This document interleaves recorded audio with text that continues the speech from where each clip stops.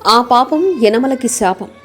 Telugu Desam party ఆవిర్భావం నుంచి కంచుకోటగా ఉంది తూని నియోజకవర్గం.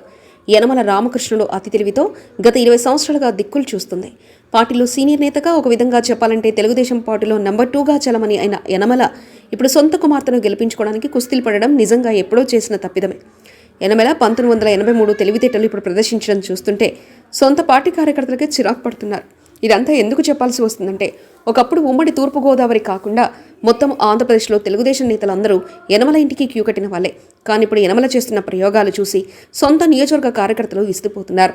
గత 2 ఎన్నికల్లో సోదరుడు వరుసైనటువంటి యనమల కృష్ణుడిని దాడిశెట్టి రాజాపై పోటీ దింపి కృష్ణుడు గెలుపుకు తూతూ మంత్రంగానే పనిచేశారని ఆరోపణలున్నాయి. దాని ఫలితంగానే 2019లో సుమారు 24,016 ఓట్లు మేజార్టీ దాడిశెట్టి రాజా గెలుపొందారు. 2014లో కూడా 18,000 పైచిలుకు ఓట్లతో దాడిశెట్టి రాజా గెలిచారు. యనమల రామకృష్ణుడు ఈ నియోజకవర్గం నుండి చివరిసారిగా 2004 సార్వత్రిక ఎన్నికల్లో కేవలం 3,000 ఓట్ల తేడాతో కాంగ్రెస్ అభ్యర్థి అశోక్ బాబుపై గెలిచారు. ఈ సమయంలో తూని కాంగ్రెస్లో గ్రూపు తగాదాల వల్ల యనమల స్వల్ప మేజార్తో బయటపడ్డాలని రాజకీయ విశ్లేషకులు చెబుతుంటారు. నియోజకవర్గంలో పార్టీ పరిస్థితి ఎలా ఉన్నా చంద్రబాబు దగ్గర తనకున్న పలుకుబడితో మంత్రి పదవి సాధించి ఉమ్మడి రాష్ట్రంలో అయితే హైదరాబాద్లోనూ రాష్ట్రం విడిపోయిన తర్వాత విజయవాడలో మకాం పెట్టారు. ఎన్నికల సమయంలో తూని చుట్టపుచుపుగా వచ్చి వెళ్లిపోవడం ఈయనకు అలవాటుగా మారింది. ఇప్పుడు మాత్రం గత కొన్ని నెలలుగా తూనీలో ఉంటూ ఎన్నికల ప్రణాళికలు రచిస్తున్నారు. యనమల ఏ ఎన్నికల్లో కూడా ఇన్ని రోజులు ఎలక్షన్ క్యాంపు చేసినట్లు రికార్డులు లేవని కార్యకర్తలు ఆశ్చర్యపోతున్నారు. దీనికి కారణం తన కుమార్తె యనమల దివ్యను రంగంలోకి దించడమే.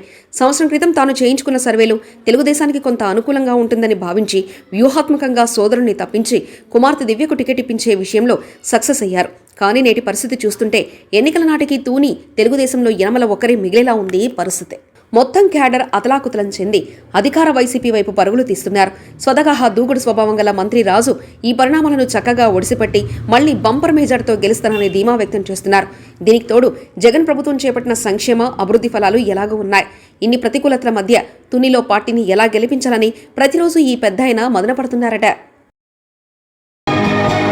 మరిన్ని కథనాల కోసం సబ్స్క్రైబ్ చేసుకోండి మీ అక్షర శిల్పం.